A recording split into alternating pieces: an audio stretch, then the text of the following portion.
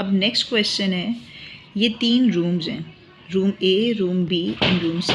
इसकी dimensions given है, ये रूम ए की डायमेंशन है, ये रूम बी की और ये रूम सी की।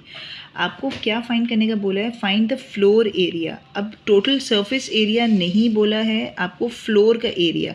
तो इसका जो फ्लोर है वो ये नीचे जो रेक्टेंगल है जिससे मैं शेड कर रही हूँ, ये इसका फ्लोर है। इस फ्लोर का शेप कौन सा है? रेक्टेंगल। यानी हमें रेक्टेंगल का एरिया निकालना है, जिसका फॉर्मूला है, रेक्टेंगल का फॉर्मूला है a length into breadth. Area of rectangle is equals to length into breadth. यानी हम लेंथ और ब्रेथ को मल्टीप्लाई करेंगे तो हमारे पास फ्लोर एरिया आ जाएगा।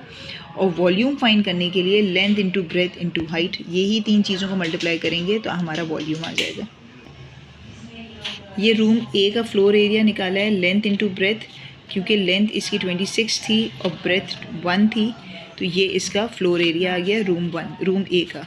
और ये इसका वॉल्यूम है रूम ए का, लेंथ ब्रेथ और हाइट ये इसका वॉल्यूम निकल गया रूम ए का। इसके बाद रूम बी की लेंथ ब्रेथ और हाइट ये यहाँ पर है। अब रूम ए का जो फ्लोर था वो रेक्टेंगल था, तो हमने रेक्टेंगल का फॉर्मूला लिया।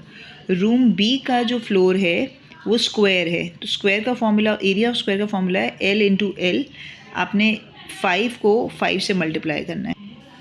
ये रूम बी का जब हमने फ्लोर एरिया निकाला एल इंटू एल, आपने मल्टीप्लाई, एल इंटू बी है, मैंने यहाँ पे लेंथ और ब्रेथ लिखा है इसलिए मैंने ये लिखा है, लेकिन क्योंकि ये स्क्वायर है इसका सेम है तो आप एल इंटू एल करोगे तो आपका फ्लोर एरिया आ गया और वॉल्यूम आपका इस तरह फाइंड हो गया। इसी तरह रूम सी का भी लेंथ ब्रेथ और हाइट, क्योंकि लेंथ और ब्रेथ सेम है यानी ये स्क्वायर है, आपने इनको मल्टीप्लाई किया और आपका आंसर आ गया। ये वॉल्यूम आपने इन तीनों को, लेंथ ब्रेथ और हाइट को मल्टीप्लाई करके इसकी वॉल्यूम आ गई।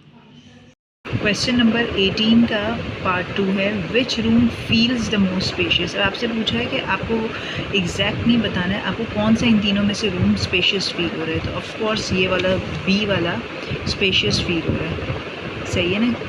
तो अब does a larger floor area और a greater volume necessarily make a room feel more spacious.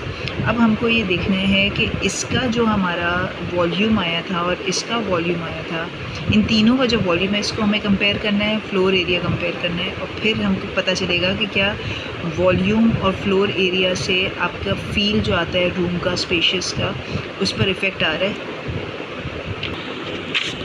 हमारी जो कैलकुलेशन थी, according to that room B feels the most spacious although the volume of room B is lesser। हमारी जो calculation थी उसमें volume room B का कम था as compared to room A, and the floor area of room B is also lesser। Floor area भी room B का room A और room C दोनों से छोटा था, लेकिन फिर भी देखने में हमें रूम B बड़ा लग रहा है। So neither the larger floor area nor a greater volume necessarily make a room feel more spacious.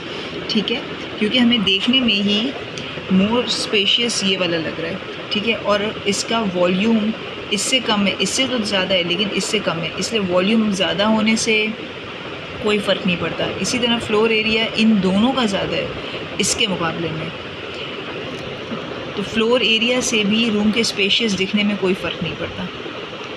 ये स्टेटमेंट हमें लिखनी है।